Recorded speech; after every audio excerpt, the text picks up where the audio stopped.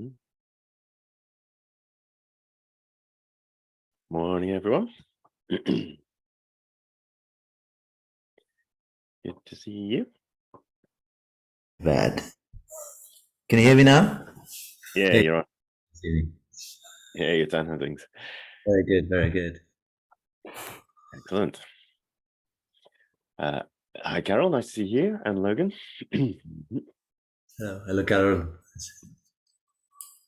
I've been in hiding for about 6 months. Anyway, I'm back. Good. Everyone needs a sabbatical every now and then. So recoup, recover, regroup, come back at it. So well done. Logan, I don't know if you've been here before, but we run this session as more of a workshop wherever possible. So at any point, feel free to interrupt me, ask questions on anything you have to mind, anything that gets raised by what I'm saying, or anything that's just in your mind anyway, about how to do things, what on earth it means. So please do butt in. Awesome. Thank you, Jonathan. Pleasure. Hi, Jonathan. Can you hear me? Hey, Dinesh. Look at you. This is not background. This is real. I can tell by the I like it. Very nice. It's like in Texas. No, Texas not this good. This is Yeah. Sharm el-Sheikh in Egypt. Egypt. Oh, Sharm el-Sheikh. Yeah, I'm just Right, trying to show you the other way around. Nice. Right, flip the camera. Just switch the view. Yeah, that's it. I see something. I can't. Can't do it. No, he's gone offline. All right, we lost Dinesh, but we gained Paul. Hi, Paul. So, kicking off, our roving reporter from Sharm el-Sheikh will be back on shortly. I'm soon. We can get to see some nice pictures. That was a bit Muppets-like all of a sudden. But yeah, kicking off. Anybody got any questions? Anything they're hitting on this last week that they're interested in finding out more about? I've got a question on.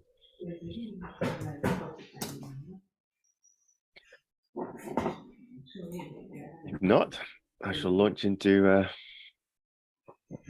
some things that have been interesting me. So get the screen share up. This one.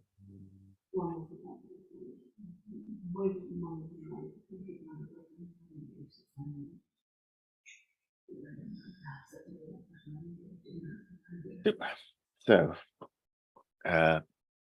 just while we're here, this is actually open from last time, but while we're here, might as well show new faces.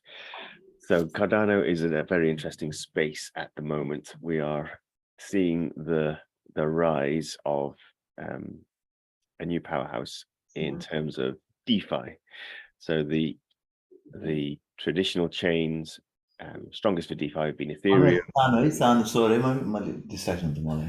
Ethereum, and Solana, these sorts of guys.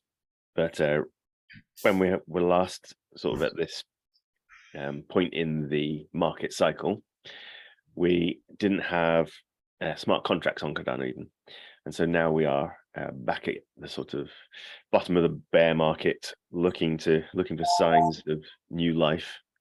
The Cardano space is very different to how it looked before. So we've got smart contracts, we've got a whole lot of new technical instruments that people can use, and we're seeing the result of that show up in the total value locked. So total value locked is how much ADA is locked into contracts on chain to earn staking rewards or yield, or provide liquidity to DEXs, to provide collateral in loans, etc., etc. So anything locked into a smart contract or a native script will end up in these figures. And you can see from the start of the year that Cardano's DeFi total value locked has been on a tear. So this is in terms of ADA.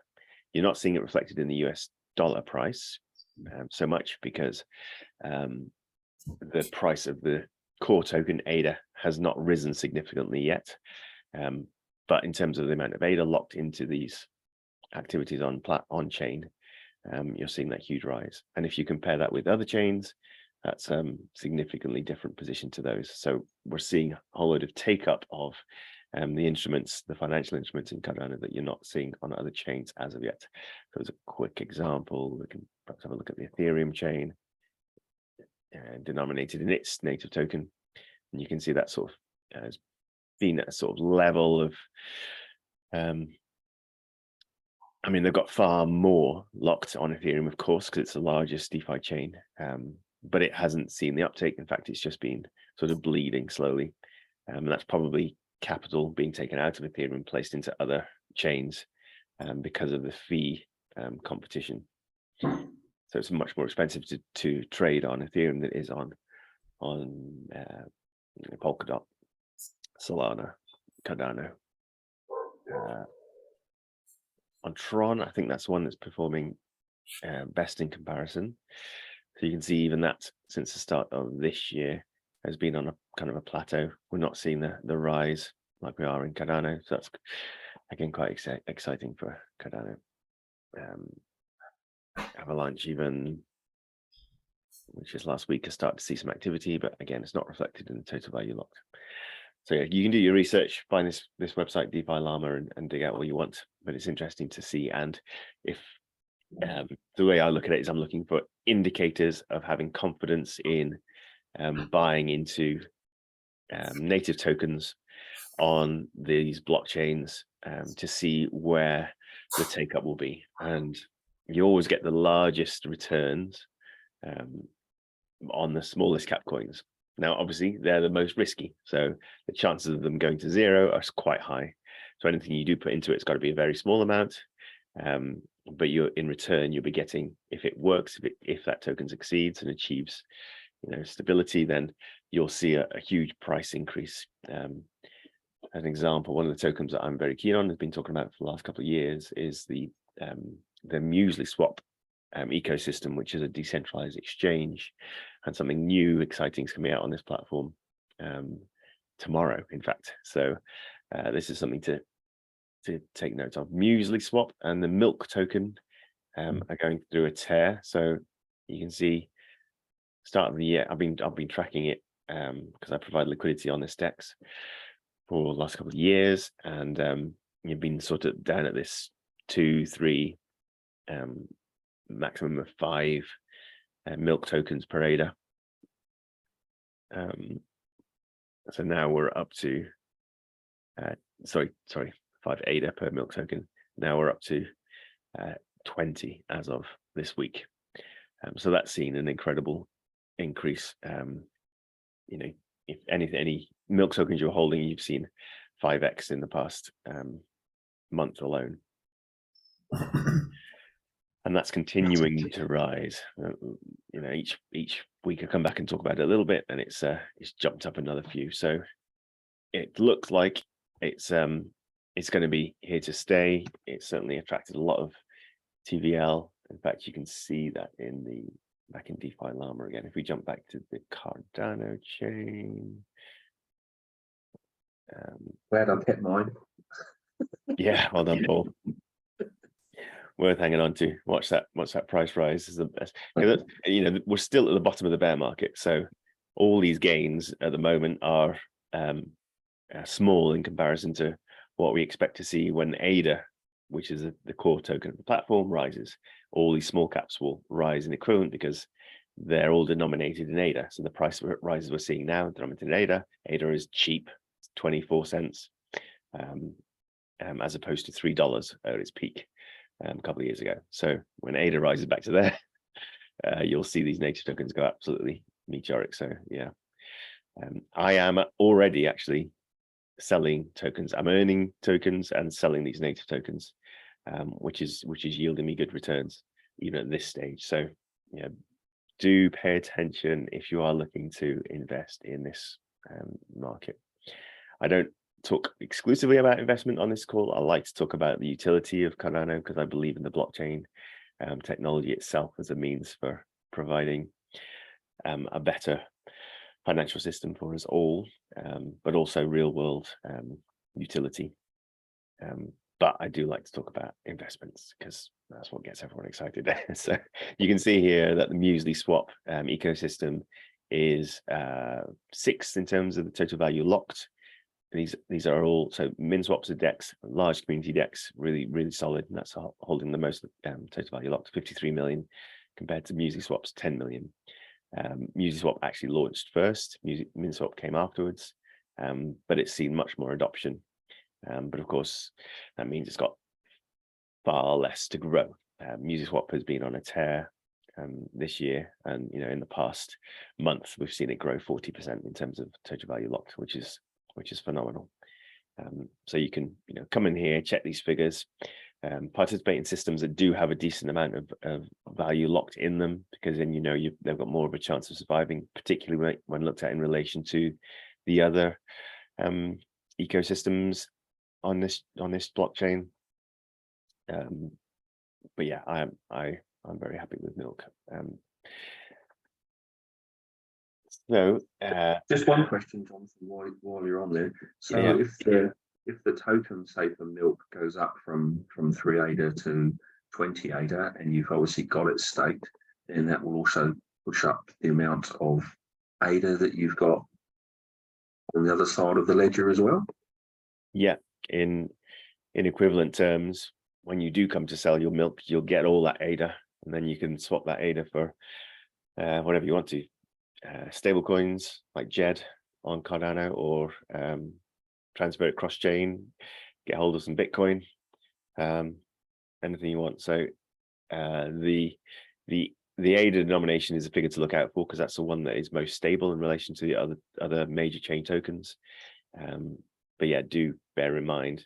And what I run is I manage a spreadsheet that shows me the current British pound price for all my holdings, and that then gives me a real idea for how much of my spendable money I've got tied up in investments, and it really gives me a grounded sense of how much these tokens are rising in value. So I've doubled my Milk holdings through the process I'm going, and I'd put in a significant portion of my risky capital into it already, so it's working well for me.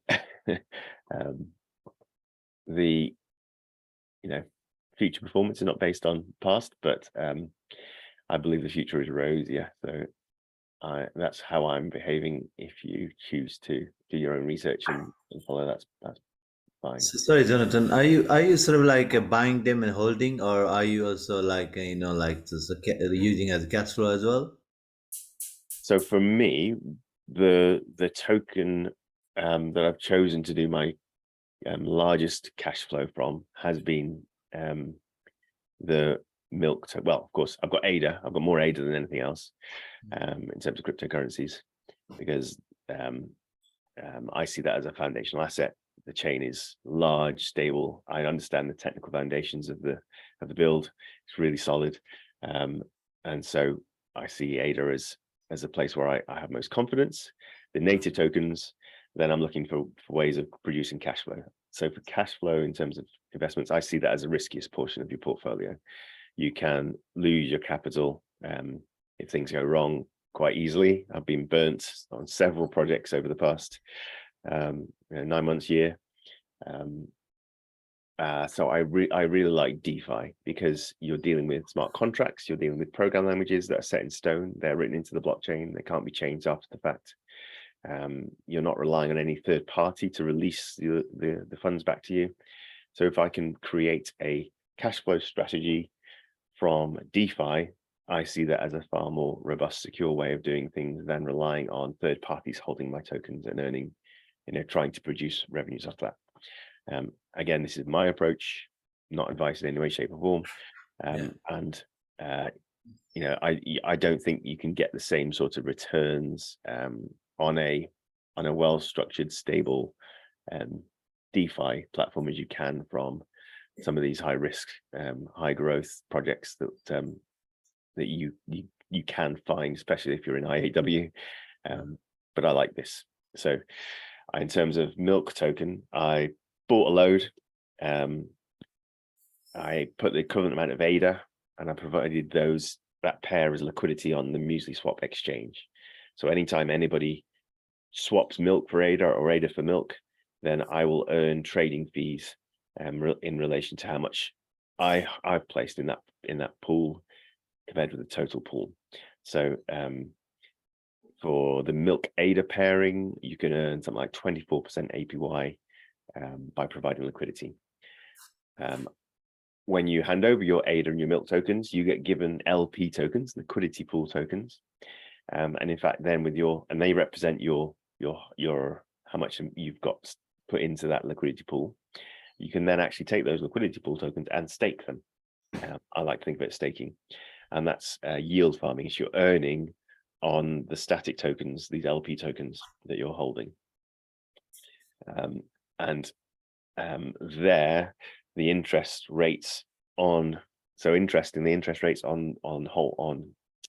farming your Muesli Swap tokens has gone from the milk ADA LP tokens have gone from I think it was 23% a month or two ago, to now running at about 98%. Wow. So that is the estimated figure on your returns. The 24% is also an estimated figure on your returns, and I can say from my experience, I'm not seeing that borne out in terms of actual realized growth. I think it's about half that, but regardless, you're looking about 90%, half of that's 45% APY. So on whatever you've got in there, you're earning a decent amount per month in terms of percentage yield,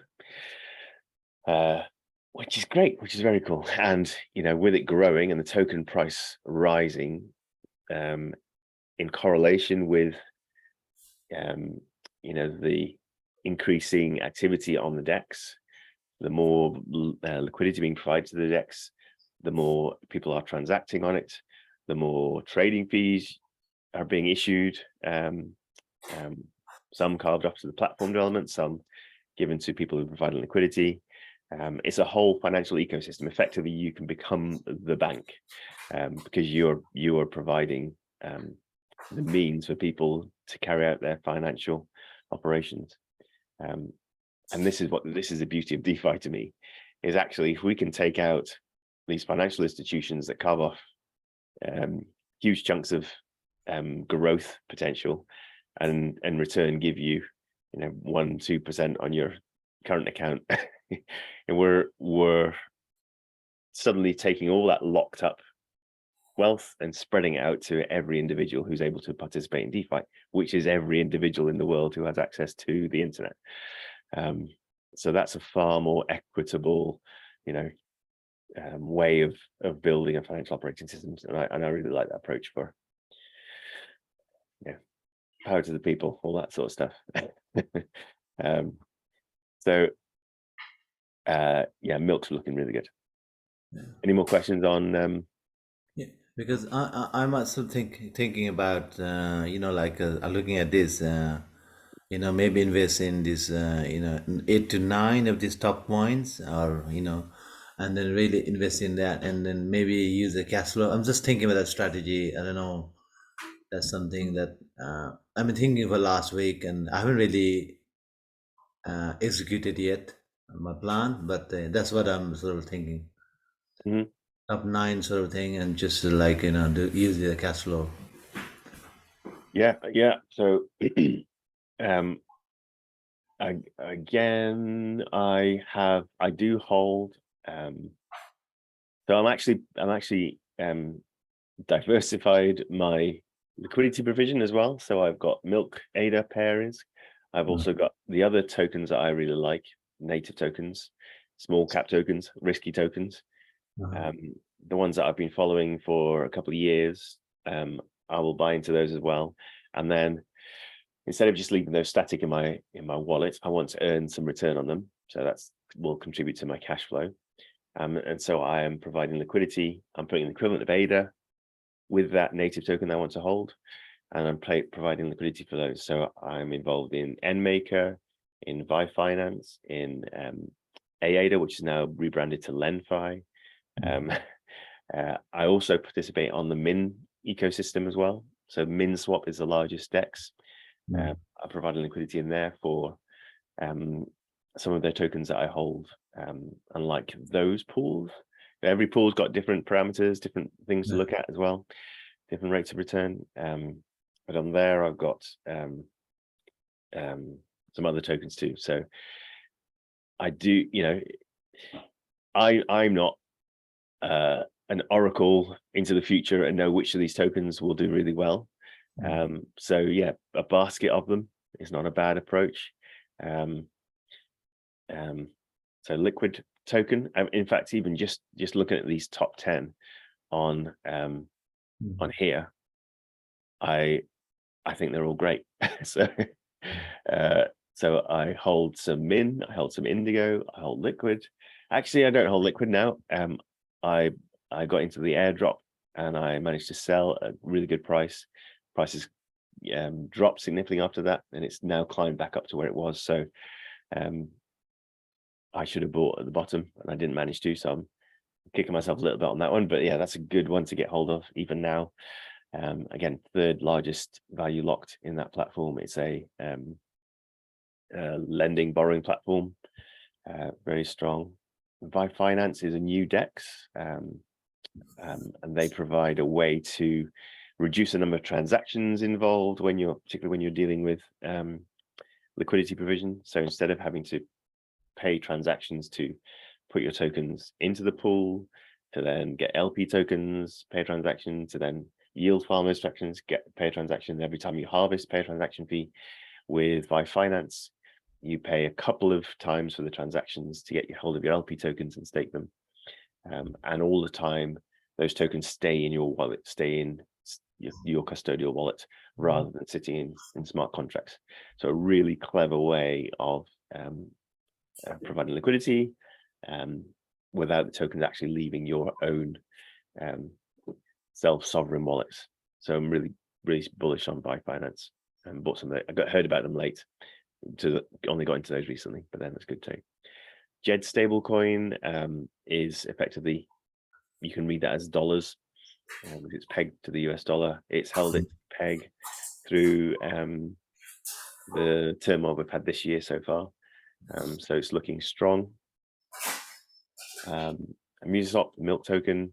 MuseSwap environment's got several tokens involved with it as well. So there's Milk, there is M Yield, there are M vouchers, and there is Snow tokens as well. So all have different utility, different use cases. Milk is the primary one. But actually when you're involved in liquidity provision, you earn in M Yield, which you can then, if you want to, convert to an M voucher, which is like an option. I'll talk about options again a bit more later. So it gives you the right to buy or sell a token at a particular time for a set price, and the price is set now. So if you expect the price to go up, then you can benefit off that. If you price it to go down, you can have a sell option as well, and that will do you proud. So it's a way of sort of hedging your investments. ADA lending platform, that's now actually called LenFi. So you'll see it as LenFi when looking on the DEXs.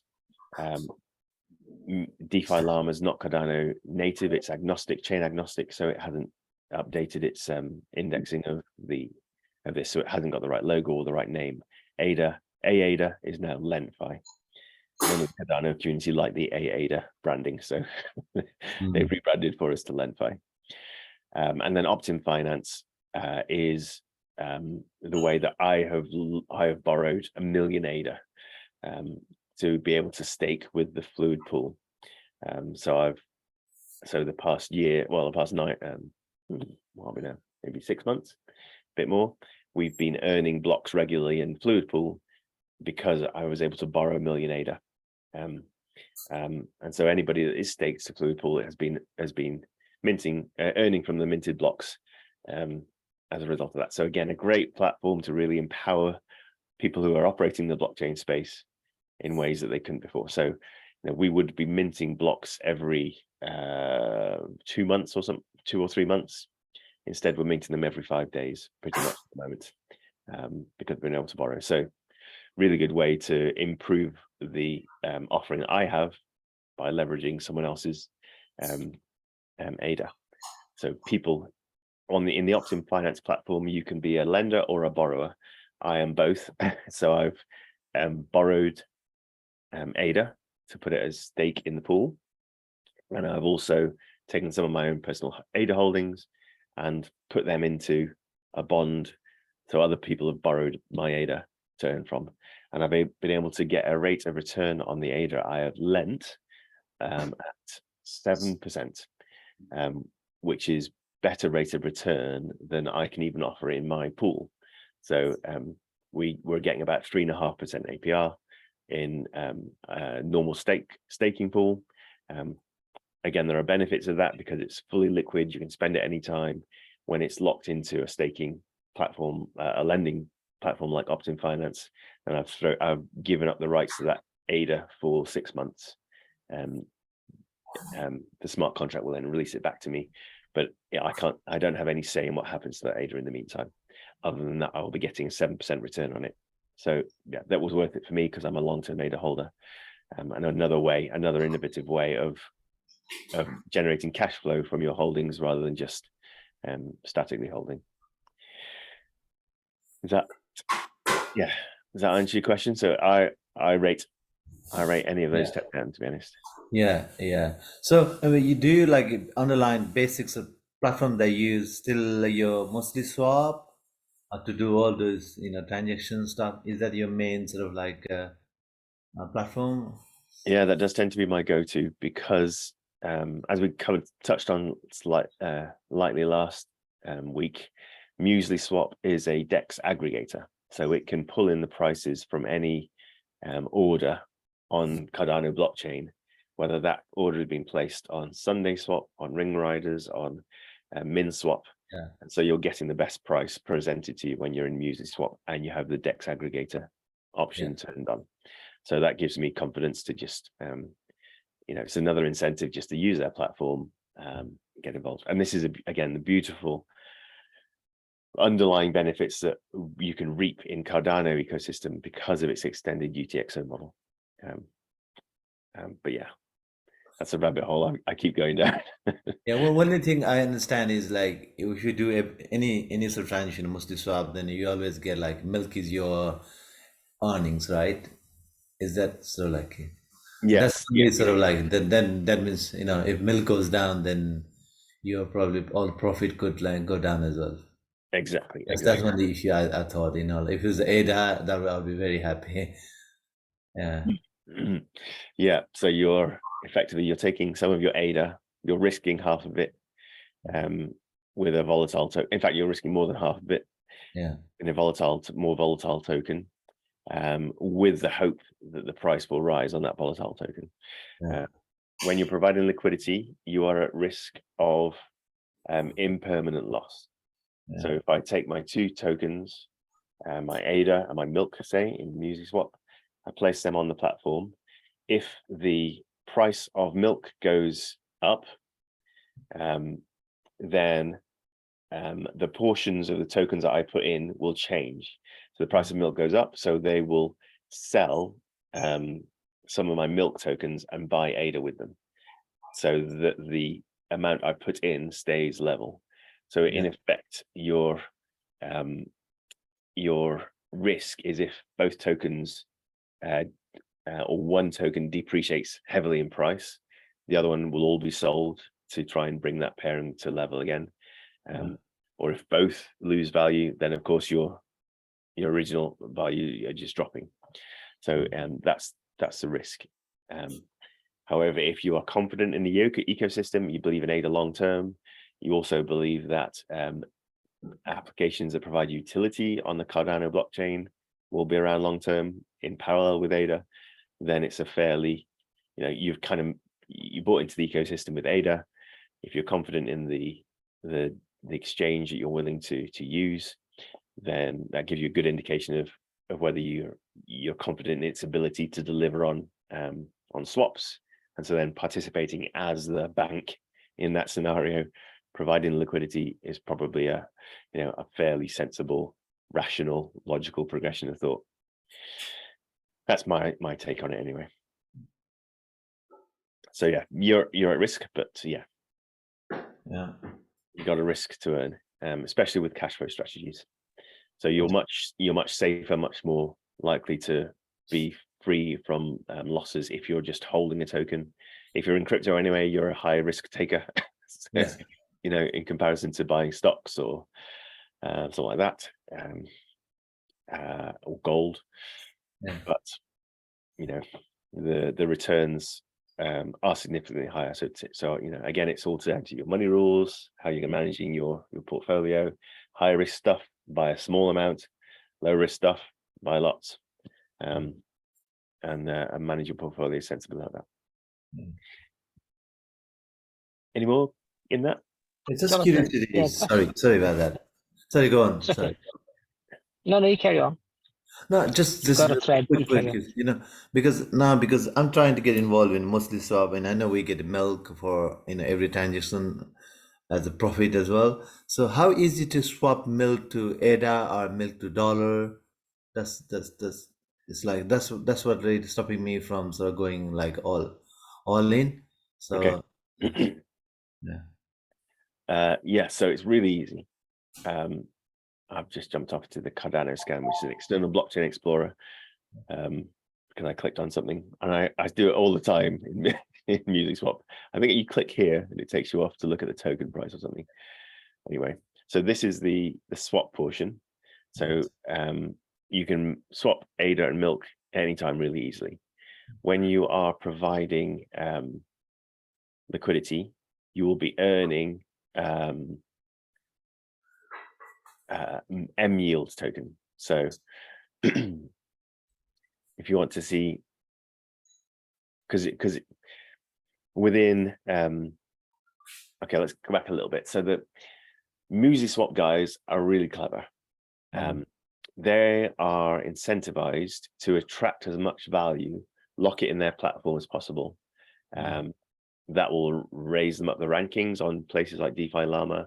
That will increase their exposure to people, and therefore get more people buying in. They're taking a cut of transaction fees, so that's how their ecosystem grows. So their clever idea for slowing down the movement of the value in their platform is by offering liquidity, by paying out not paying out in ADA, which you do get partially paid out in ADA on some of the liquidity pools. So for example, on the milk ADA pairing, you get paid out in M yield token and in the ADA token. So the ADA token is fine. You've got that. You can spend it straight away. It goes straight into your wallet every time you harvest. The M yield token is equivalent of their milk token. So you'll earn M yield. You won't earn milk directly. And that's a way of slowing down the value locked in their platform. So you harvest from your liquidity pools. You effectively start your cash flow. You're taking the rewards that you've earned through trading fees and yield farming as M yield. You then are given a choice by the MusicSwap guys. They think, how can we slow this down even further? They can swap directly M yield for milk, and then they can swap their milk for ADA. They can even swap their M yield for ADA. So how do we slow that down? We'll offer an additional boost on your earnings by providing a month-long staking program for M yield tokens. So now you've harvested your M yield. You know the value of that. You could either cash it in now, or you could put it back into the platform for a month to transform that M yield into an M voucher. So you lock it in for 30 days. After 30 days, you get your equivalent back in of the M yields token, plus something like 15%. So it's a decent little bump in how much you're bringing in. I can't remember the exact figures at the moment, but you're then given the option at the end of that 30 days to transform your M yields tokens into an M voucher. And your M voucher is then an option on the milk token. So that way they've locked your token in for 30 days. They're then saying, well, actually, what you can do is keep hold of your tokens as M vouchers, and we will sell you milk tokens for the equivalent price in ADA anytime you come to call on that option. So you're effectively holding a derivative, a bit like a call or a put option in traditional finance. You're holding that in the DeFi space. So if the price of ADA and milk diverges, then the voucher you're holding will let you redeem more milk for less ADA over time, if that's the way that the market moves. So by holding that voucher, you're kind of hedging your bets. You're confident in the price of both, but you think that milk will do better than ADA, so you can get more milk out of it. And of course, when you do cash in that voucher, you'll then be getting and you're getting more milk back, and then you can sell it for much more ADA. So even though your long-term thinking is ADA still, they've actually been able to slow down the harvesting of the token off their platform, because they own the milk, they own the M yield, they own the M voucher, and they also have a meme type coin called Snow, which you can get in return for staking your milk. But yeah, so it's a really big ecosystem. It's all about slowing down the token through their platform, which increases the amount of total value locked, which then increases their profile, increases their trading fees, all that sort of stuff. So it's a well thought out economic system for providing cash flow for people, and making sure the ecosystem grows in total value over time.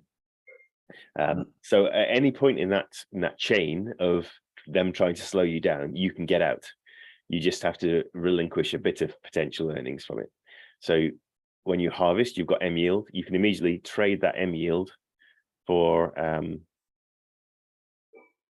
actually, I think it goes straight to ADA. So you can go directly from M yield to ADA, and they'll show you the price there. So if you'd earned 1,000 M yield, you can see you can get 171 ADA for it. And so you can carry out that swap straight on that DEX. However, if you look, you can see that the actually no, I'm reading the wrong way around. So this is telling us that you can get more ADA for your M yield now than you could previously. And you might think, okay, well, let's just cash out now. Let's not lock it in for another month. However, if you do lock it in for another month, then you know you can transform that 1,000 M yield into 10 M voucher at the end of it. So actually, you can then see, once you've transformed your voucher into vouchers, you can actually see what the swap price is for a voucher against ADA.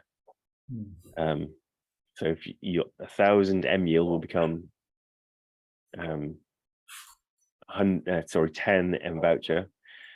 So you can see that would give you, I don't know, right, 70 ADA if you were to swap. And that's not a great return compared to the M yield that you were doing previously. So it's like, well, I'm not going to do that.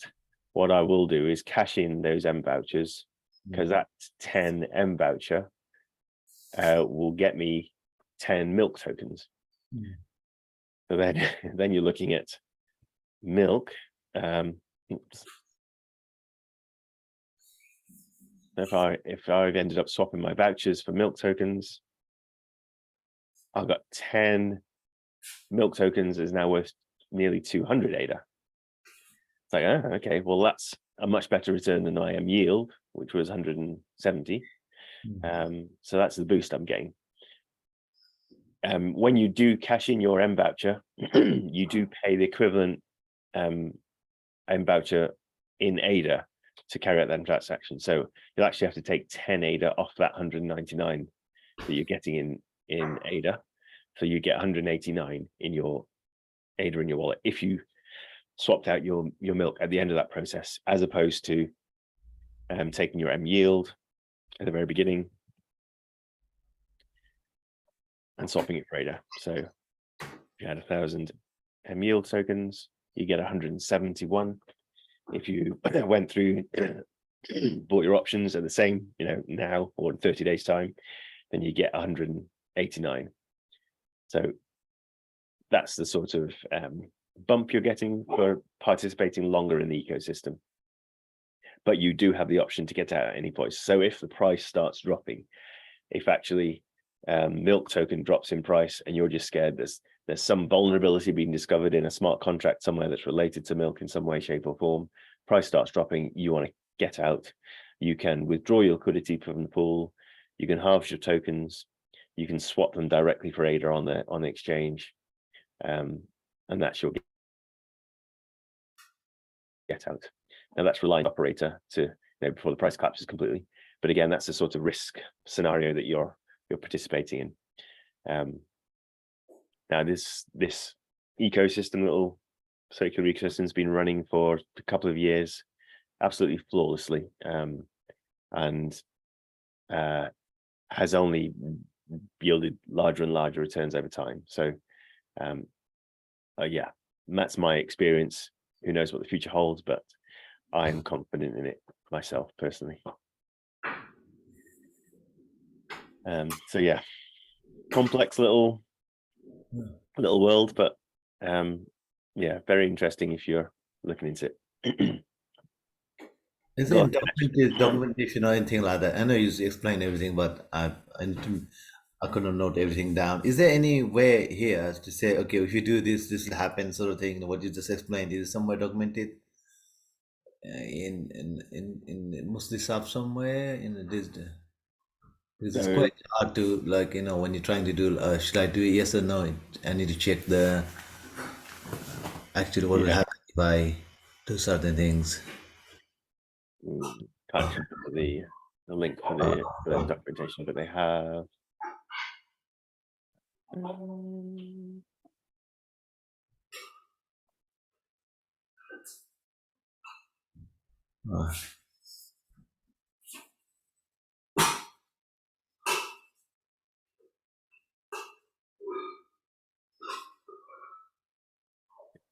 The quickest way probably off that web page. So if we go back to the core domain,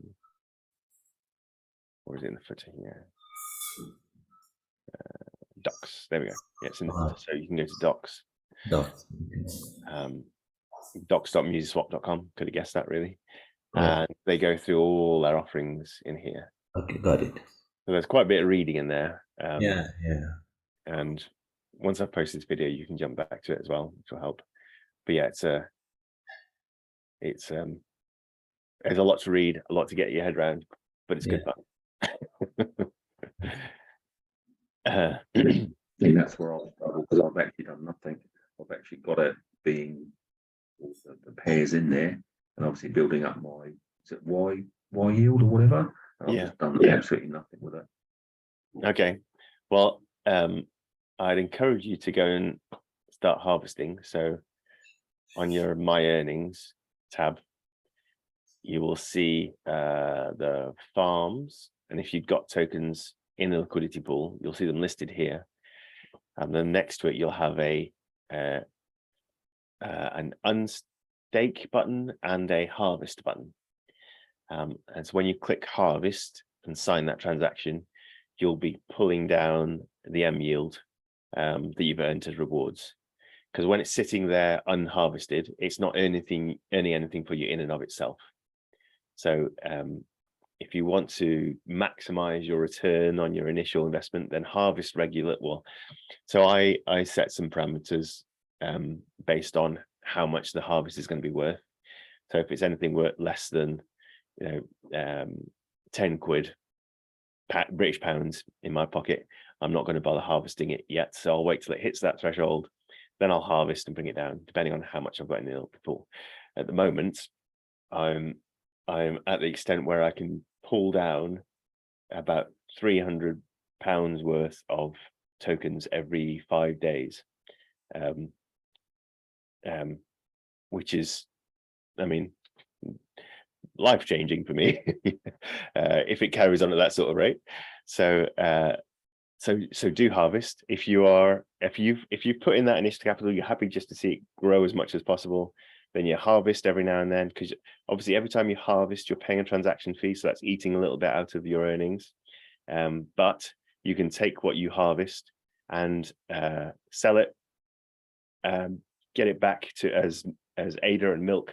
So you'll take your M yield, swap it for ADA and milk, and then put it back into the pool again, which will grow then the amount of liquidity you're providing, which means you get a larger portion of the trading fees coming your way, and also yield farming. And so you can actually grow your liquidity provision over time as well by harvesting and planning it back in. If you're not looking to actually make cash flow from it, you're just looking at capital in accrual, then that's a good thing to do. So that's what I'd recommend for you, Paul, probably. You're happy just to invest that money and see it grow as much as it can. You're not risking anything by harvesting and putting it back in again. You're just increasing the rate of return. You're compounding, and that's the that's the secret to success, isn't it? If Albert Einstein thinks it's the eighth wonder of the world, then we should probably listen to him. Not that I'm sure that's a direct quote, but yeah, that's what he's credited with it. Thank you. I'll do that. Thanks. Crack in. Dinesh, you've been trying to say something for half an hour.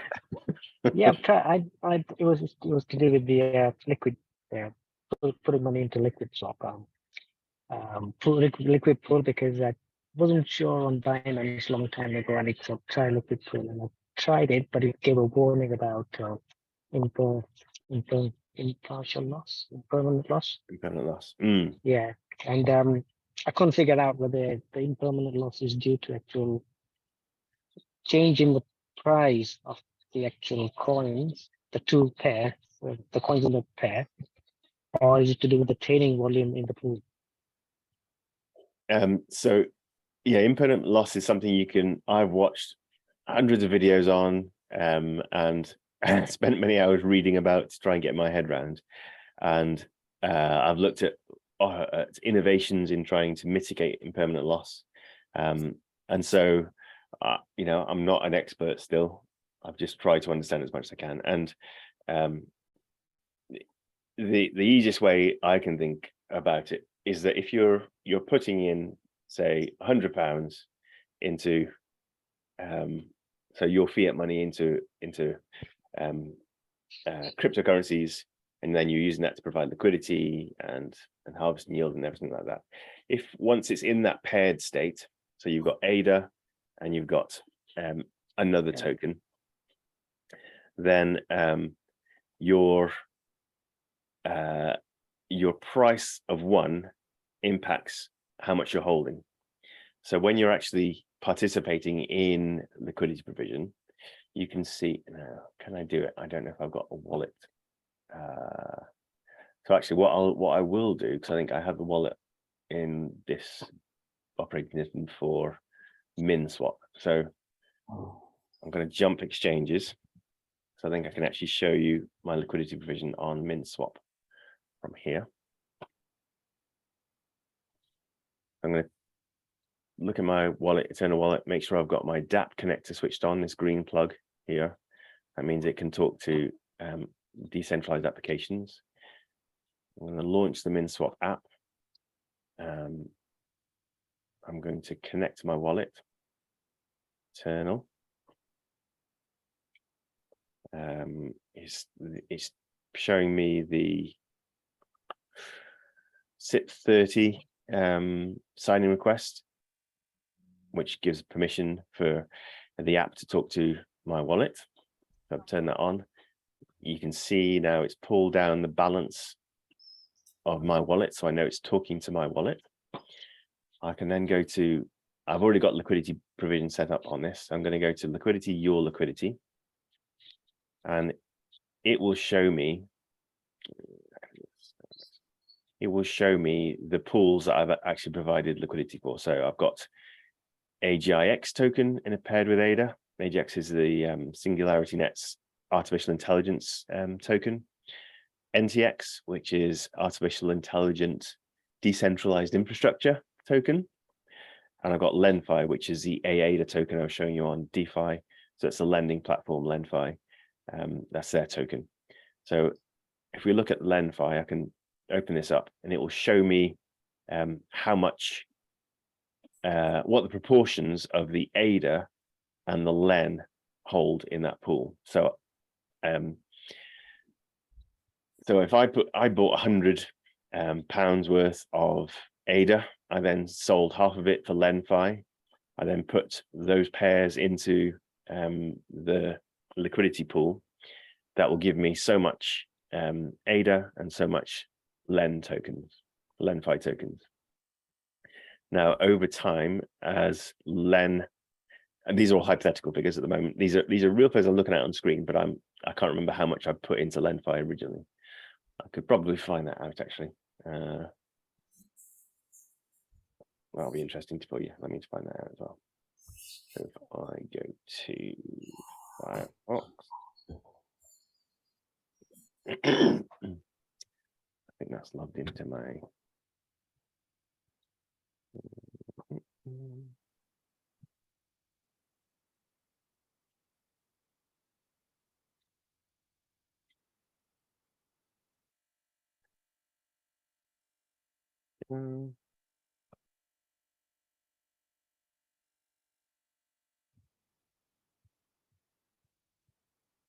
So LenFi, I'm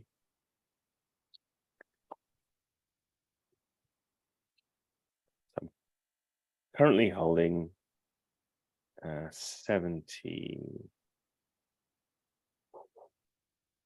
pounds of LenFi token. And in fact, I know that a significant portion of that I got through an airdrop. So again, LenFi are a great community project. Did a generous airdrop. I got hold of a LenFi bond before their bond platform had even been developed, and I was able to redeem that for 15, I think it was LenFi tokens. Anyway, so so at the time, say I bought my my LenFi for £50, then I'd have £50 of LenFi. I'll sell half of them for ADA, so then I end up with maybe 100 ADA and 15 LenFi tokens. And then over time, the price of LenFi has gone up in relation to the price of ADA. So some of my ADA that I originally put in will have been sold to buy more LenFi, to make sure that the combined value of the pairs make up the same portions. So every time I come and check these balances, I know that this amount of ADA, if I equate that to the US dollar, is the same dollar amount as this amount of LenFi tokens. So 22 Len tokens is equivalent to 220 ADA in this scenario, and this is how much of each I've got in that pairing. So as the price of LenFi increases, the amount of LenFi tokens I put in will decrease.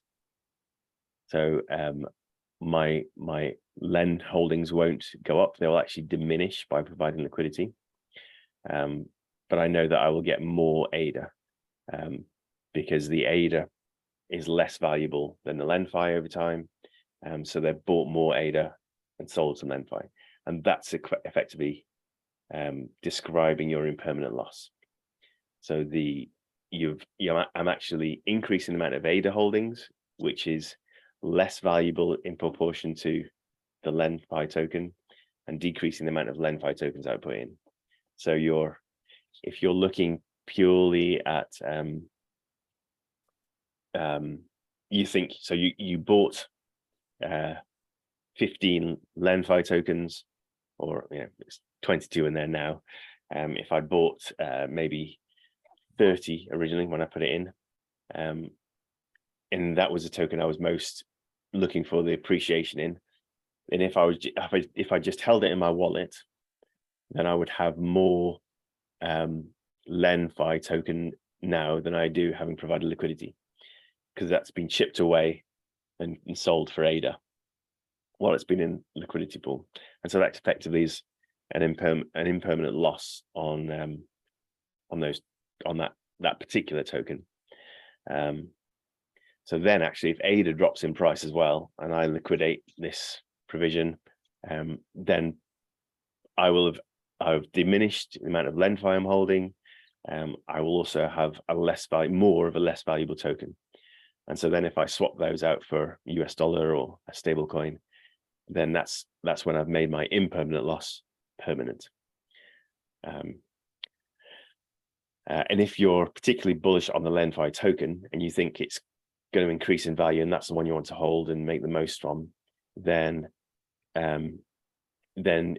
by not providing it as liquidity, then you're guaranteed to hold the same amount at the end of this whole process as you do at the start.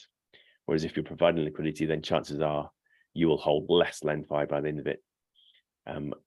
You'll have learned more in terms of ADA, so you should come out of it the same. But yeah, if you're particularly bullish on one token, then just buy and hold it, and you can maybe do staking with it rather than provide liquidity. But because my whole strategy around these small cap tokens are that I'm in it to earn as much as I can while I can, then providing a token pair, I don't care how much ADA I hold, the more the better. I like LenFi, but I don't mind if some get sold to give me more ADA, because that's my end goal anyway, probably. So that whole adjustment in terms of the proportions of those tokens doesn't bother me. And I know that, as I know, I believe over time, both tokens will rise in value, so I'll get out more than I put in. So to me, it's almost like buffering, what's the right word to use? Damping the volatility of the small cap tokens, because I know that I put two pairs in. ADA I believe in long term. LenFi I'm unsure about. I don't know whether it's going to be successful or not. And so if I can provide a liquidity pair like this, then I know that I will decrease my risk in terms of the volatile asset LenFi, increase my exposure to ADA, which I'm happy to do. And if that is done through this platform for me, rather than me doing it myself, that's fine as well. And I know that either way, what I put in, I should get out. And over time, I monitor these proportions. And in fact, what I do is every time I go to harvest, I'll check on the proportions of these tokens, value them back into British pounds, and then add them together. So I'll take my 220 ADA, my 22 LenFi, find the British pound equivalent, add that figure together, and then track that, so I know how much British pounds I've got invested in this pool. And so I'll monitor that over time, week to week. And if ADA and LenFi are increasing in value, then the price will rise. The pound equivalent I'm holding will rise. If there's one token that's done really badly and I've accrued more of the other, then actually, it could be that the rate that it's lost value, one token lost value, means that overall I'm losing value. And that's been the case several times throughout the year, as the SEC have brought cases against Coinbase and Kraken that dropped the price of my holdings in the liquidity pools altogether. So you sit and watch. It's good to monitor, pay attention, but and that's the best way to sort of get a feel for the impermanent loss, and whether to make it permanent then or not, cash out, or to just buy and hold for the long term. And at the moment, I know that I'm harvesting off the top of this, and that's coming in at a good rate now from my Milk ADA pairing. I long-term believe in both those tokens still. The value of in that pool has doubled in the time I've had it up and running. So yeah, I'm winning all round in that regard still. So for me, it has worked, and I believe that that's the case for most people who have been involved since the start of the liquidity provision. Any more on that, Dinesh? That cover it? That's a really good answer to some of the uncertainty I had, because I wasn't sure about. I tested it once on Binance, and I pulled out just and I couldn't work out the risk, so I just left it after that. So Right. it might be working out. Now the thread earlier on was really good because it in loosely swap this. You explained the step-by-step guide to more than just liquid swap, liquid pool. So staking and options and things like that. I think there's a lot more involved in the DeFi side compared to on the central exchange like Binance, or tried it out. So yeah, I think it's worth reading up and taking a bite at that and see how it goes. Yeah, and you can just put in a small amount, play with it. Yeah. Once you put anything in, you start to monitor it, don't you? And that's a good way of learning it, I find. I've risked. Yeah, the main thing I found was I just couldn't work out how to assess the risk. So it was like, oh, I don't know. So Yeah. I sort of stopped after that. Right. Yeah. And the other question I was going to touch on was the Shen coin's gone down quite a lot, hasn't it? Yeah. EJ dropped and then it's come back up again, but the opposite, the other side. So I don't know whether is there a flood in the market around DJ or something. Sorry, I About, missed that last bit. I heard something a couple of weeks ago about last week, something about amount of liquidity in DJ. You were breaking up a little bit. I didn't quite catch if there was a question in there. Sorry. Oh, right. So I was thinking, is there any thought about DJ lack of liquidity? Right. So yeah, the Shen Jed ecosystem has had not the rosiest of times recently. I think because of the SEC case. I think they mentioned Coty. They mentioned Coty. Yes. Yeah, Coty, and I don't know if that drove the flood on DJ, or the question in my mind was, is it the DJ algorithm that's actually at probably at risk? Right. Yeah. So the actual Fed.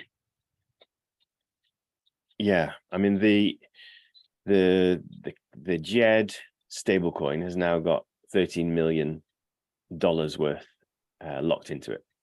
So if you were looking at that in comparison to something on Ethereum like Tether or USDC,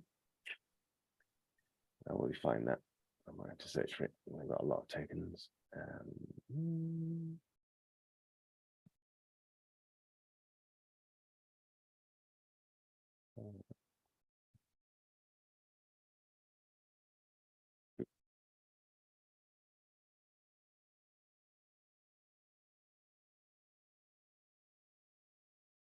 The other one is it? No. I don't even know what STUSDT is, but even that's got a lot more, total value locked than Jed. It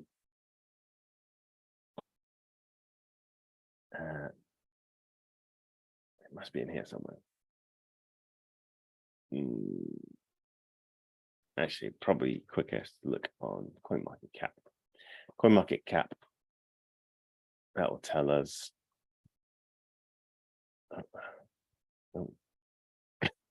DTY.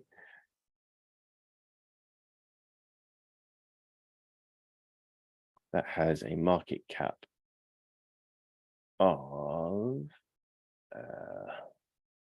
what's that, 83 billion. So when you compare that with JED's market cap,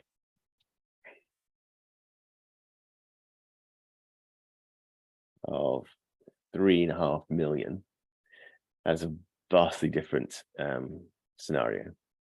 So the stability of these tokens, these stable coins, is highly correlated to the market cap.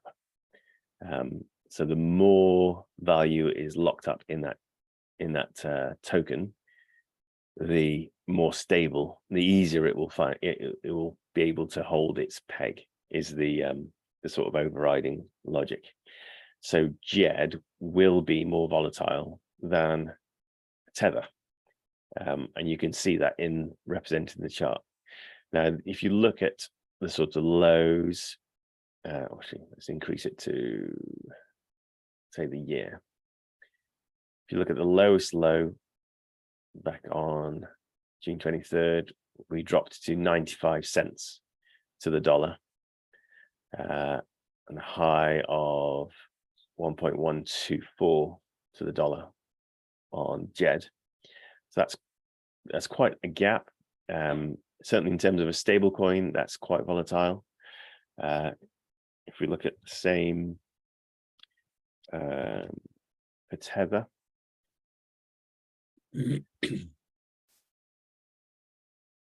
for the year, you can see it hit a low of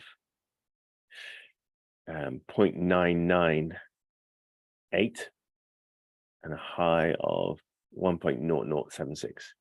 So really stable in comparison. So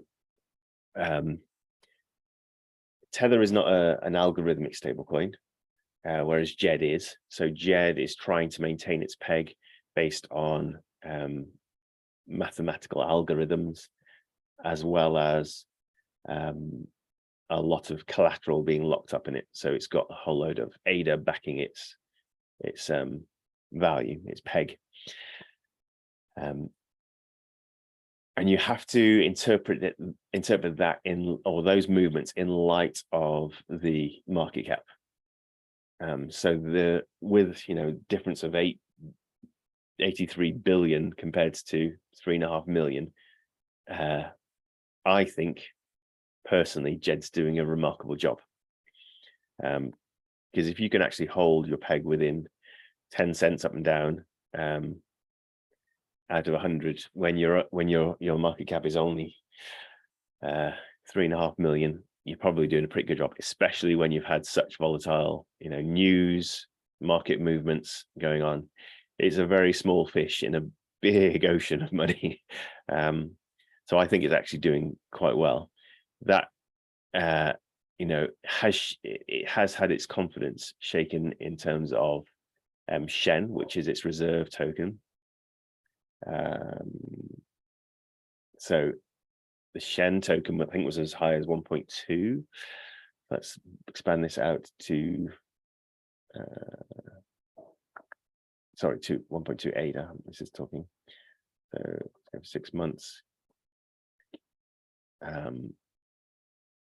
So back here we've got a high of 2.68, and we're now running at 1.005. So the reserve token on an algorithmic stablecoin is the volatile token. So we'd expect to see Shen price rise and fall to try and maintain the peg of JED to the dollar. So you would see this move. You do expect to see this movement, but you can see that actually, if the best scenario was when Shen was at 2.68, and we're now down at 1. The Shen holders are disappointed at the moment, and they're buying into this ecosystem, including myself, to benefit, to see growth. So with the bad news, with the pressures from the US primarily, stablecoins, young stablecoins, are losing market cap, and that's resulted in the drop in the Shen value. So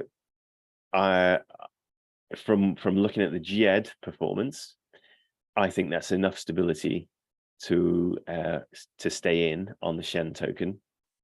And so I'm still in and I'm staying that way. The benefits, some of the side benefits of participating in that ecosystem are still there. So if you hold Shen, if you're a risk taker in the whole ecosystem, then you have been accruing ADA rewards for holding the Shen token. So it's like staking returns on your Shen. And in the time that I held Shen, I think I've earned a couple of hundred ADA. So that's been, and I love ADA, so it's been easy to please me. Give me some ADA and I'll stay quiet. Now, if I lose the capital I put into Shen, I'll be very upset. But at the moment, I haven't lost the capital. It hasn't collapsed as an ecosystem. The dollar has held its peg. It's back to 1 at the moment. So yeah, well, let's give this young pup some time and legs to see if it'll survive for the fracas of real life. But yeah. So on that basis, you just Shen down. Is it worth buying some more of those Shen compared to what it was when the price was launched? Exactly. So that's the Because that's where I was getting to now. So so back when I was buying Shen, yeah, I think I did get in about this price actually, because I was very early. But the price went up to 2.68. So then anybody who's trying to get into this ecosystem was suddenly paying a lot more ADA for their Shen. So now it's cheap again. And this is the incentive. This is the market mechanics that are built into an algorithmic stablecoin. They're encouraging people to buy into the reserve token when by dropping the price when markets are tough, when markets are booming, the price of Shen will rise because everybody will be buying in, price will rise, and it'll slow down people coming in, and so the supply will dry up.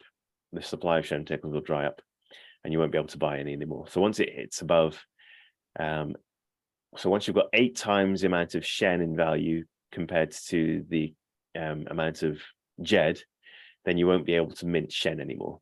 And so nobody will be able to create more Shen until the price of Shen drops and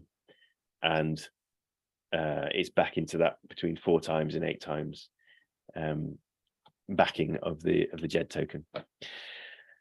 So yeah, if you are confident in the ecosystem still, despite the fluctuation in the JED stablecoin, which is the core feature, its entire purpose in life is to maintain that peg.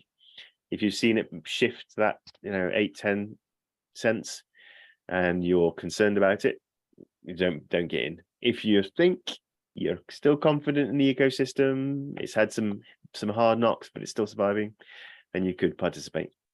And now's a good time because the price is low. But yeah, again, it's all about risk reward, and if you're interested in the paltry ADA returns that you get as staking, I'm not going to sniff at 200 ADA anyway. So you can actually get Shen from this website. So this is I got that from an central exchange, and I can't. For some reason, I don't know why. I need to find out. But I can't move all my Shens from that website to here. So I can move JED, but not Shen. So I don't know whether they locked up some of those or otherwise I don't. Okay, well, does it give you the option to send it out at all? So has it got a withdrawal feature on that Shen token? I don't know. At the time I just bought it on like a normal token on a central exchange. Mm-hmm. And I thought let's move it. And then it said JED I can move all of those. But they're only like $50 plus to test out the system. It would let me move all the JEDs, but not the Shens. But with Shen, there was only limited I could move. So I don't know why. But I need to find out on the central exchange on that one. But yeah, I could go on to this JED page and mint some Shen somehow. Yeah, right? if you wanted to get it from the direct From from that the side. other, yeah, this is Yeah. the minting and burning platform for JED. So again, these buttons disable and enable Oh, so long yes. as the prices are in the right places. That's what so I found last time I looked at it. Quite a while back, I looked at it and I didn't have the option to buy any cents then or Right. gems. So okay, they look, turned off. and it says you see, so at the moment, because the price of Shen is so low, you can't burn Shen now. So if you wanted to redeem your Shen tokens for fiat or stable coins, other stable coins, then you can't do it through this platform. You'd have to do it through a secondary marketplace or on MusiSwap, BinSwap, something like that. Okay. But you Oh, can so mint it. that's the other option. Move this up. So that, Swap yeah, is the other option. so that's to burn it. You can mint it. So you can create more Shen at the moment because we're in that 400 to 800% range, but you can't burn it because we're right down at the bottom of the range and we need more Shen, not less available. Mhm. Okay. Thank you. So that's the ecosystem in practice. In terms of JED, you can't mint more JED because there isn't enough collateral backing it. But you can burn some existing JED to get your ADA equivalent back out. So the guarantee of the JED token is that you can always come here and burn your JED to get your ADA back out again, to get the dollar equivalent of ADA back out again. So even if the peg on the charts is saying it's off the peg by 5 cents, then you can still come here and get $1 worth of ADA for your JED. So it would rely on you coming here, burning your JED, getting the ADA, and then swapping it for dollars as quickly as you can, whoever you can find to do that for you on an exchange or whatnot. But that's the way that you're able to get $1 worth out of the JED every time. So yeah, its peg is in the charting for its peg is always slightly different to reality anyway. Right. Mm. Thank you. Yep. To the play. Pleasure. Hi, Harry. How are you? So what time are we now? 10 to 11. So the one thing I wanted to cover today that I came in trying to get to, and that's how I started on MusiSwap and went down that rabbit hole, was to talk about a new service that the MusiSwap team are launching, which is the first derivatives trading platform on Cardano. They're offering options, the ability to create DeFi options on any tokens. So if you are a financial whiz and you want to create options on tokens you're holding, then you will have the ability to do that through option flow. I did have it installed somewhere, didn't I lost it. There we go. So this is the announcement. It was only talked about in the last few days, really. So I don't know when the first mention from these guys was, but they've announced to early adopters that they're doing an airdrop. So if you are a milk holder, ears perk up, Paul, then you can benefit from an airdrop. Yay, exciting. Everyone loves an airdrop. Free money. Woo! So this airdrop was going to benefit any milk holders. There'll be a snapshot taken of anybody that is holding milk. And that milk is whether it's in a wallet, whether it is staked, whether it is providing liquidity. They will count all that milk and attribute it to you in an airdrop, and you will get the equivalent opt token for each milk that you hold. So you can figure out how many opt tokens you'll be given. And that's one part of the offering they're doing. Sorry, Jonathan. Do I need to hold milk in Mostly Stop or anywhere? It could be. It can be anywhere. So if you've got it in your Eternal wallet, if you've got it in a smart contract in liquidity pool, if you've got it in their MusiSwap staking program and you're earning Snow token for holding it, then you'll still benefit from this airdrop. So that's quite nice to hear. They're being very generous with it, and you will get 1 opt for every milk that you hold. So that's the first benefit. We've got no idea what the opt token is going to be worth. This is a brand new offering to the ecosystem. We don't know whether it's going to fail or succeed.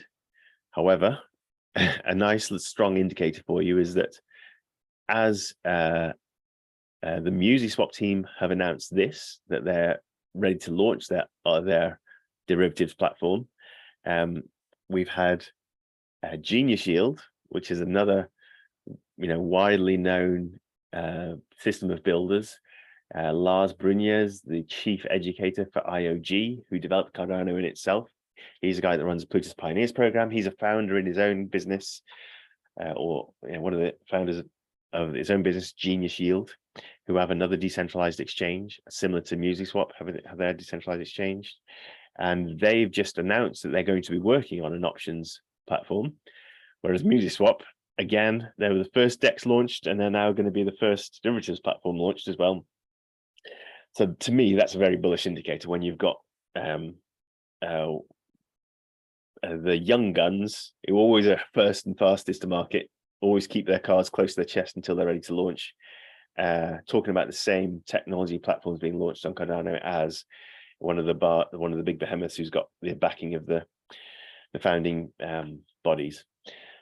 And I love Genius Yield and I love Muesli. So to have this come out from Options Load again is another exciting little foray into new tech in my idea. So the snapshot for the opt token will be taken not tomorrow. I think it's next week. I think it's the 26th. It says somewhere in this Twitter thread, which that date was actually different to the. I think it's the 22nd, no? Or am I wrong here? No, that's 22nd.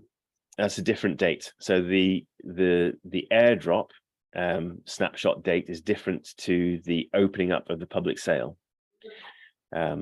So one thing I want to mention is this is the opt token in relation to option flow, not the opt token that is going to be launched in relation to the Optim Finance. So I've talked about Optim Finance on this call already and previously in calls. Optim Finance is the lending platform. They called their token opt, but never minted. They haven't done their token generation event yet. So there's a really unfortunate clash between Optim Finance's opt token, which hasn't launched yet. So they're probably going to lose out on the 3-character short name of it. And you've got the opt token from Option Flow, which is a subset of the MusiSwap team. So that's going to confuse everybody who does this sort of education terribly, and everybody who listens to it. But that's the clash we're going to have getting our heads around. Every time I talk about the opt token now, you're not going to have a clue what I'm talking about. But, yeah, I think we should have a crypto, copywriting. You know what I mean? You don't have to steal names here and there and confuse people. Well, I mean, that's the beauty of blockchain. It's whoever first reserves that token name and gets it on chain gets to keep it. So it looks like the Option Flow guys are going to beat Optim Finance to it, which is a real shame because they're both really great community teams, and I want them both to succeed. So I'm hoping that it doesn't do Optim Finance any damage at all, and they are able to just change the ticker for their token easily. But yeah, once it's on chain with a policy ID, that's the one that will be adopted first by all the exchanges, and then you've won the battle. So yeah, this is the opt token for Option Flow, which you can now participate in the airdrop for if you're a milk holder. Another benefit for milk holders is that if you hold milk as well, if you hold more than 5 milk, again, whether that's in your wallet, whether that's in a smart contract on liquidity provision or stakes, then you can participate in the public sale, which is happening tomorrow. That's the 22nd. So the public sale will let you buy their token early. So as a generation event happens, you'll be able to get in and buy it for the first time. So they've already done it TGE behind the scenes, but yeah, if you can actually go in and buy it as a member of the public for the first time tomorrow, as a milk holder, then you will be able to buy the opt token for 25 ADA, 0.25 ADA. Anybody who does not hold milk will only be able to buy the opt token for 0.3 ADA. So that's another benefit for people who have participated in their ecosystem before and got hold of some milk. So tomorrow you can go in and buy some opt token if you want to. If you have more than 5 milk in your wallet or in a smart contract, then you can buy it for 0.25 ADA, as opposed to everybody else who buy it for 0.3 ADA. So nice little, again, nod to their community. You can get in on the public sale for a nice discount. The opt token itself is brand new. First we're hearing about it, so I don't know an awful lot. There is a nice white paper, which I will drop into the chat as well as, I'll put it straight into Discord, actually, that's the best place, I think, so I'll drop it in there. And you can always find it permanently then. The opt token is going to be used to give you access to features on the option flow platform that's going to be launched soon. I don't know whether the platform launches tomorrow as well, but the public sale of the token will. So on the platform, it will give you access to some premium features. We don't know what they are. You'll get a discount on the fees when you use the platform. So if you're going in to create an option, you'll be able to do it slightly cheaper as an opt holder than if you're not.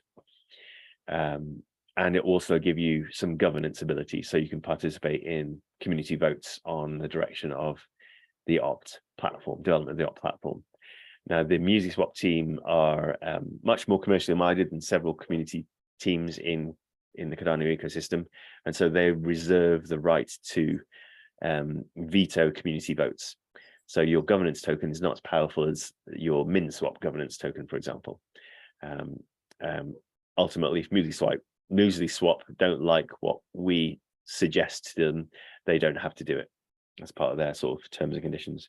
Whereas MinSwap, they've committed to do what the community asked them to. So, you know, depending on your stance on decentralized infrastructure versus centralized private entities, corporate entities, you may prefer MinSwap over MusicSwap, which philosophically I probably align with more than MusicSwap. But I really like MusicSwap because they're really generous with their and really clever guys who are building out interesting tech and innovation very quickly. And yeah, they're nice to be a part of. So yeah. Sorry, Cool. you know that opt token that you can buy with a 0.25 ADA, if you have 5 milk, I suppose. Do I buy that in milk, MusicSwap again, or somewhere else? How do we? It will probably be done through the MusicSwap platform. Certainly the secondary market will be. Whether this, at this point, the public sale, you'll be able to buy it from an exchange like that, or whether it's just going to be available from a dedicated option flow sales screen, we don't know yet. Okay. So we'll find out tomorrow, probably at 3 p.m. when they say, guys, go here. So what I would recommend is that you follow option flow on Twitter. I don't know if I'd put that in my links, actually. Let me just take a note of that quickly. Follow the option flow team on Twitter, and the announcements will be put here. You can have also got a Telegram group if you want to get into direct messaging with them, and you can read a bit more about their platform. There is a link to the white paper here as well, which I have lost in my notes as well. I'm going to grab that quickly. So you can read do some due diligence on that token to see whether you think it's going to be worth participating in the public sale, or whether you're a milk holder and you just want to get the airdrop. But certainly it looks very interesting. The ability, so all that conversation we were having about the M voucher token on MusicSwap, about how it's used to slow down the flow of value through the music swap platform. That is a precursor, sort of a baby brother to this option flow platform, where the M voucher was an option launched by the music swap guys for their own use. They've now written the infrastructure to enable anybody and everybody in the world to create their own options with any native tokens. So effectively, if you're holding, say you're holding some gimbal tokens and you want to offer people the ability to swap that gimbal for a set ADA price anytime into the future, then you can create an option and sell that or give that out to people. And that way you are providing people with an incentive to participate in your ecosystem, to know that as your token rises in value, they'll be able to buy it at the cheapest, at the price that gives them, makes them feel most comfortable, most happy, as opposed to buying it right now and holding the token itself. And so there's also all sorts of economic leveraging that you can do with options, call and put options. So read this white paper, go and do some YouTubing and figure out what it's all about, and decide if you want to get in on a public sale. But that's quite an exciting announcement, a new platform launching on Cardano. Out of the blue as well. Again, this is the way MuseSwap guys work. They launched from an absolute dead start. Nobody had heard about them at all, and they launched with the first decentralized exchange on Cardano after smart contracts were available. Really hot on it. They also are using a new smart contract programming language. So most smart contracts on Cardano are written in Haskell and Plutus, which is a derivative of Haskell, specifically designed for writing smart contracts on Cardano. And then there is a team called Opshin who've written a Python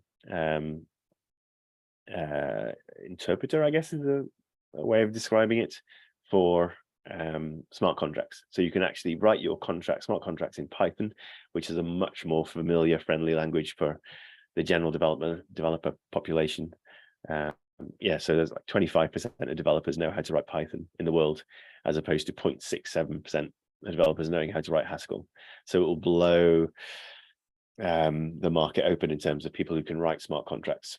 And the MuseSwap guys have used Option to develop their smart contracts for the option flow platform. So again, another big boost for a small development team, option development team and Cardano. And yeah, there's so much tech out there being built at such a pace. And we're now only just starting to see some of the value being materialized for some of the really hard work that these guys have been doing. It's really great to see. Well, there we go. We've been at this for an hour and a half. Any last minute questions anybody wants to dive in with? I like to be practical, so do give me a hard time if you. Obviously, not advice, or we obviously have to do our own due diligence, but is there anything else shiny in the crypto world in Cardano that's taken your attention? Good question. What's shiny for me at the moment? So I am keeping a close eye on Vi Finance, which is the self-sovereign liquidity provision DEX that I mentioned. So yeah, have I got my watch list on? So again, this is the Tap Tools website.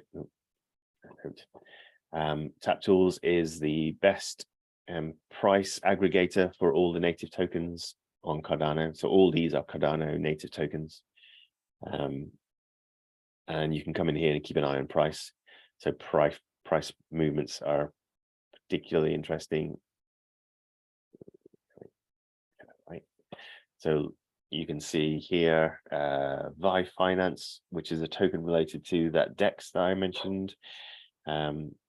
They have been up. They had a surge, and they're now, dropping a bit. So if you were curious about that Vi Finance token, and I talked about it a couple of weeks ago, then we're maybe getting into territory where it's worth looking at, seeing if you want to get in, because the price has come back down a bit. That's always worth doing. Is if I talk about something and the price has blown up already, then just hold off a few weeks, see if the price drops again, because that's the way that markets do work. Is there's always a retraction after a pump, and so you can get in at a price that's better, almost without, with some degree of certainty. So Vi Finance is interesting to me, worth perhaps having a look. Another one I've looked at recently was this IAG token.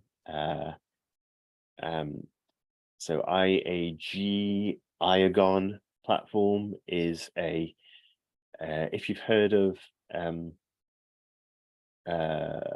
Filecoin on Ethereum, JSTOR, these are decentralized storage platforms. So effectively, like if you've heard about Amazon Cloud, you can put things up to Amazon S3 and have really cheap storage, and have loads and loads of space. Like you can store terabytes of data for dollars per year, if you choose. This is creating a decentralized equivalent to that.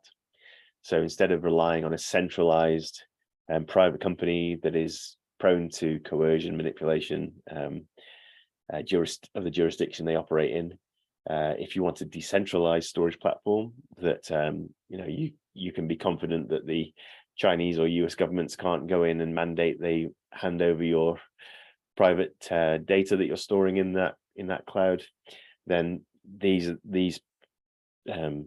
projects that I mentioned, Filecoin, JSTOR, IAG, these are all platforms building out storage mechanisms that are decentralized. So effectively, as a participant in that ecosystem, if you've got a computer, an internet connection, and a large hard drive, you can offer yourself as a service provider through IAG.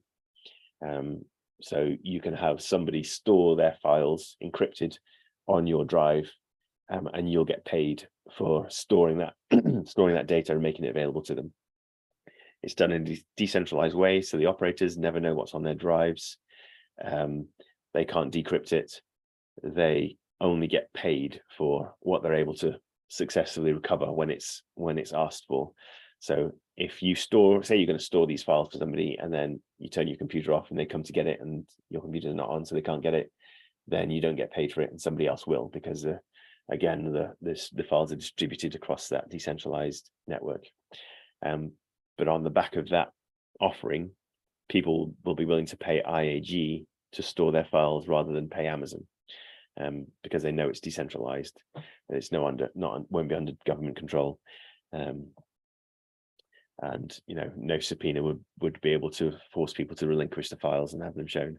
So IAG could be something that does really well, and certainly the price action this since it came onto the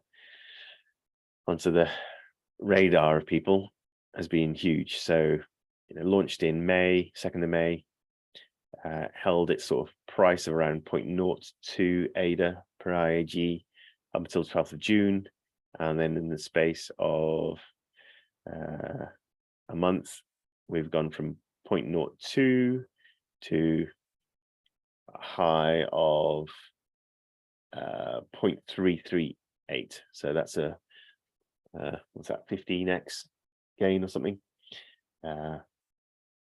which again, we've seen a massive spike in price. We have retracted a bit, so it's down a little bit from where it was its highest high, and if that platform does continue to take off, then it may go up. Of course, this is a brand new platform. It may drop to nothing, so you take your shot and you pay the consequences, whether good or bad. Any other shiny things? So the NFT space is always quite interesting as well. This Tap Tools platform did an NFT launch recently where they sold Tappy. And if you hold a Tappy, which is a penguin NFT, then you get access to these pro features on their platform, which lets you do some really clever things. And fortunately, I think I don't have access to my Tappy NFT in this wallet, so I can't access the pro features. Or maybe I do. Let me just check. Check.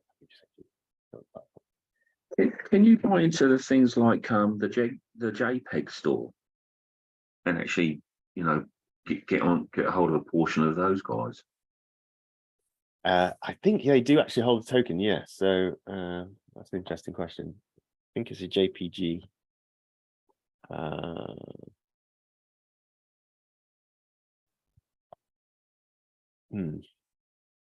Maybe it's not happened yet.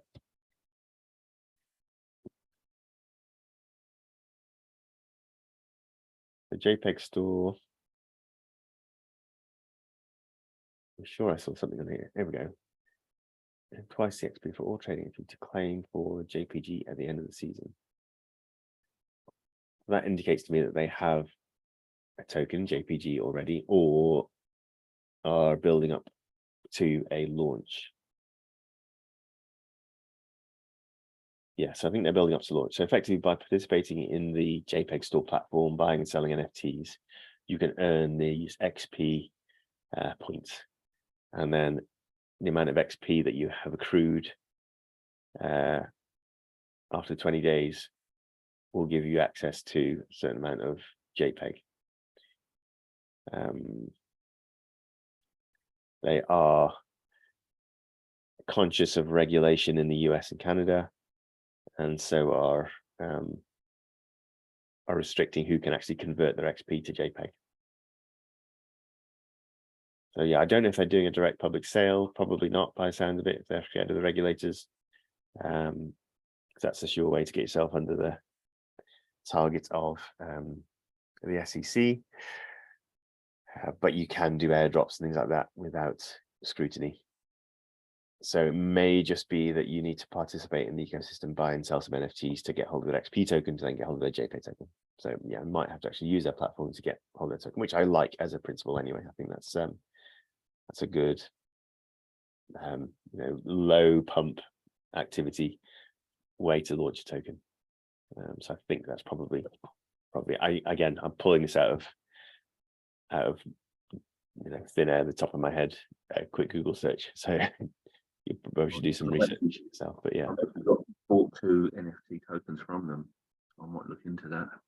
Okay, yeah. I've bought and sold. Well, bought mostly. I see shiny things and think, oh yeah, I'll get hold of that. But yeah, I don't know if I've collected any XP tokens. I probably need to be on my other operating system to figure that out. Might do that and try and come back to you on it. But yes, have a look at that.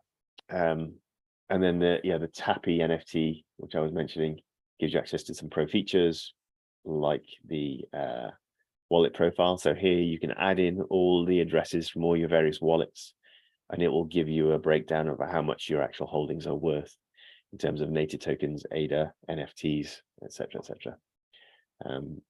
So if you don't want to do all the hard work yourself with spreadsheets and currency conversion, then you can actually get a good idea of what your holdings are worth directly from this. If you hold a Tappy, then you get access to these features for, let's say, 18 months or 12 months. If you hold 5 Tappies, you can access it for lifetime. The Tappies launched at a couple of hundred ADA, I think it was, so quite pricey. And the sale didn't seem to be going too well to begin with. And then they increased the benefits of holding a Tappy, and they sold out really quickly. And now the floor price is something like 450 ADA and rising. So in fact, so if you are looking at NFTs that you can buy and sell and seem to be doing well, then Tappy's certainly one to look at. It's turning into a bit of a blue chip. So the floor is 1,099 ADA. Wow, that's really rising. So these ugly little guys are good to get involved if you're interested in NFT trading. Have a look at the activity. So lots of activity, purchase and sale. So you can see the price movement. The prices are on the way up. Minimum sale price of 1,000 ADA on the 21st yesterday. Sorry, today, and the average sale price of 1107, as opposed to a month ago, where it's 325, an average of 613. So just, deciding if you think it's going to keep going up, buy one and sell it in a month, and you might have doubled your money. You never know. Or buy it, hold it, and access to the pro features on Tappy. It's quite interesting as well. With that wallet profile, you can take any wallet that you're aware of, plug it in, and it will do a breakdown on it for you. So actually, I have a handle on it. So on Tappy, if I put in my pool handle for fluid, which is an ADA handle, dollar fluid, it will then profile the pledge wallet for the stake pool. So we can see we're holding 1,097,000 ADA, which has a dollar equivalent of $342,000, which I would love to actually own, but I've just borrowed it. So there we go. So yeah, you can plug any wallet into here, and it'll break down the NFT collections and all sorts like that. So whether you're just looking for yourself, or you found some whale staked to a pool, you want to know who they are and what they've got in their wallets, and you can come and snoop on them. It's the ultimate busybodies hat tool. Very handy. And you can also see these money flows, so the money flowing in and out of particular ecosystems. So this is interesting for LendFi. This is a rebranded ADA, the lending borrowing platform on Cardano, that has had a large inflow of ADA in the last 7 days. So 325,000 ADA has flown into it. Good amount into the Indigo protocol as well, IUSD, which is another stable coin. The IAG platform, which I was just talking about, the storage mechanism for Cardano, decentralized storage. We've got Society, which is the Ape Society, a NFT collection, money flowing in. And then you can also see where prices, money's flown out of the ecosystem. So a lot's flown out of World Mobile token. And that's because the World Mobile token has had a pump. So the price has gone up. So people have sold some to benefit from that rise in value. So just being on the bottom side of this inflow outflow is not a bad thing. It just means that well, first off, you've got that amount of capital to lose from your ecosystem, which can be an indicator of how mature you are. But then also whether you are hot at the moment or whether you pull back in terms of your activity. So this can be a good thing to keep an eye on if you're looking at buying and selling as well. And over here's your inflows and outflows from your NFT collection.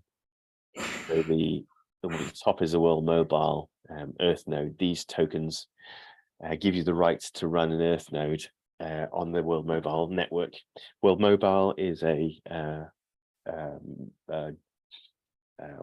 wireless internet provider that's operating across the globe. So they started out in Zanzibar, and they've now just recently gained the license to operate in the US. So you're going to have, well, that's why you've seen this massive, value increase in the price of their NFT, because to earn from this ecosystem, you need to hold one of their Earth node NFTs, and then you can actually run the infrastructure, the hardware. And so people are buying and selling those Earth node tokens for hundreds of thousands of dollars now. So yeah, each sale of that has a massive spike in their token activity, their NFT activity. The Ape Society is second. Then you got Tappy. Oh no, it's not Tappy, is it? Platypus, don't know what that is. But I thought Tappy was up here somewhere. Maybe not. But yeah, you can come in here and investigate these high volume NFT ranges as well. Cool. Is that enough shininess for you, Paul? Eyes are glowing. Thanks, Jonathan. Good, good. All right. Well, I think we've done a good generous amount today, so we'll stop there if that's okay. I will try and get this recording up onto YouTube. I'm a couple of weeks behind now, but I will try and catch up on that this week. And yeah, thanks for all joining. See you all. I will be holding one next week as far as I'm aware, even though there isn't a crypto hour beforehand with Luca. But do feel free to come in here. And if there anything changes in that regard, I'll drop a message on Discord. Great, thanks everyone. If you're not on Discord yet, Super. Logan, I don't know if you are, but I'll drop a link into this chat just quickly with an invite.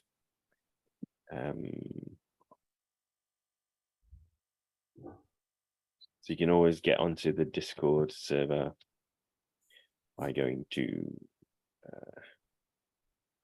there. Oh, sorry. You've got some work going on, Nitan. I think that should get you into Discord. Yeah, cool. Never. That's in the neighbors. Yeah. Cool. All right. Any last minute signs of your surroundings, Dinesh? We'd love to see the resort. It looks That's amazing. superb, isn't it? I think what I did was last time I pressed the wrong button because it was just too bright. So I can show you just a quick 360 degrees. You can see now, Wow. right by the sea. So So palm trees, and that's where we're staying. It's a wow. resort, beach and spa resort. There's a pool on that side. It's split into quite a large number of different sections, so that people are spread out on different parts. Which direct access to the beach, and it's actually a coral, and there's a shack here for getting food and drinks. And on the other side, you can see other hotels, but really it's located right in Nama Bay, right next to coral reefs. So all the extension onto the beach is through coral reefs. So unlimited in access to that, but it's beautiful place. Wow. There Do we you, go. do you 360. scuba dive? No, I'm gonna do that. I've only arrived 2 days ago, so I've got a couple of days next week to do a few more activities and take maybe a tour as well.